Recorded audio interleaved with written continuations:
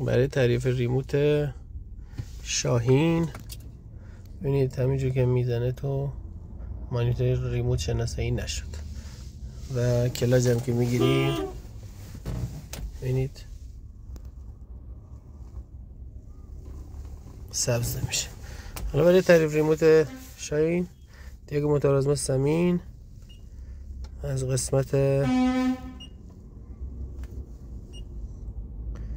شاهین یونیت بدنه، حالا LZNF باشه، با LZNF میریم داخل که این ماشین LZNF.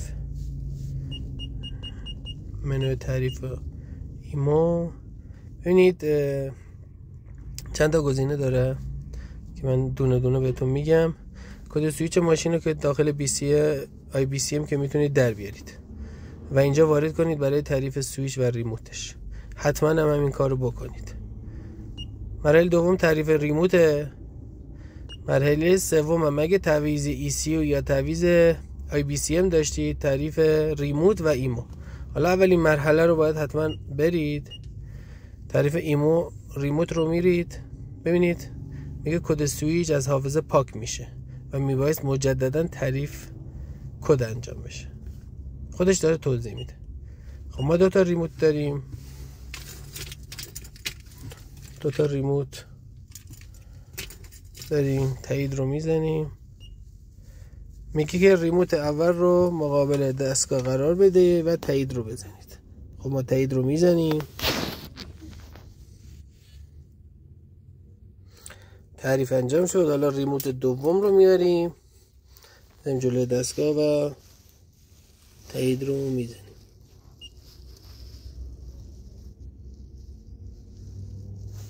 تعریف موافق آمیز انجام شد.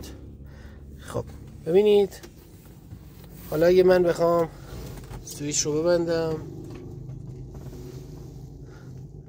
و دکمه استارت رو بزنم دیگه خطای ریموت شناسایی نشد رو نمیاره و تایید رو میزنیم. ببینید استارت نمیخوره، ثبت شده ولی استارت نمیخوره و روشن نمیشه. حالا ما تو این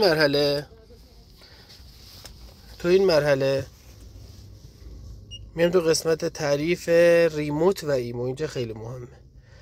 ابتدا کد را وارد کنید. خب میام داخل. حالا کد این خود رو 91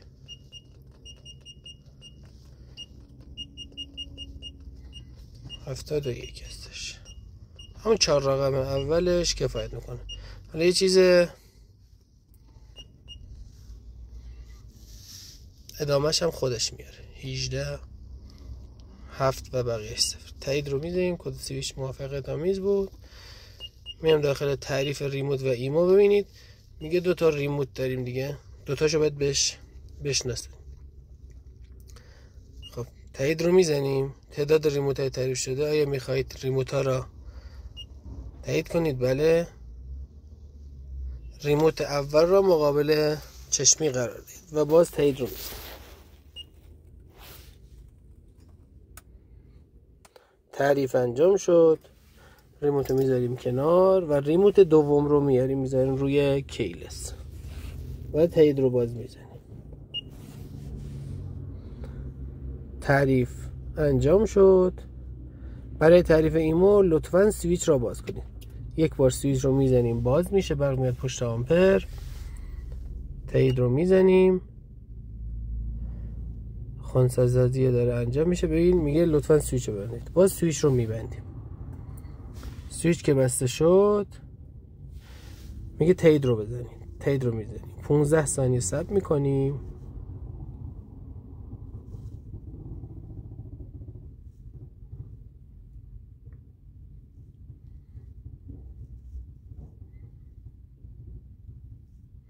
میگه سویچ رو باز کنید. سویچ رو باز میکنیم و دکمه تایید رو میزنیم. سویچ رو ببندید و باز هم میبندیم. ببینید مراحلی که داره میگه رو به صورت دقیق انجام بدید. تایید رو میزنیم. سویچ رو باز کنید و تایید. سویچ رو ببندید. تایید.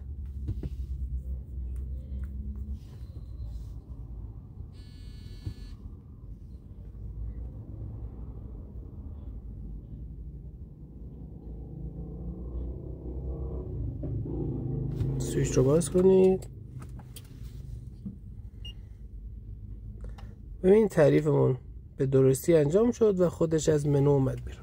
حالا دیاگو اگه بذاریم کنار و کلاژ رو بگیریم، استارت بزنیم، خودرو روشن میشه.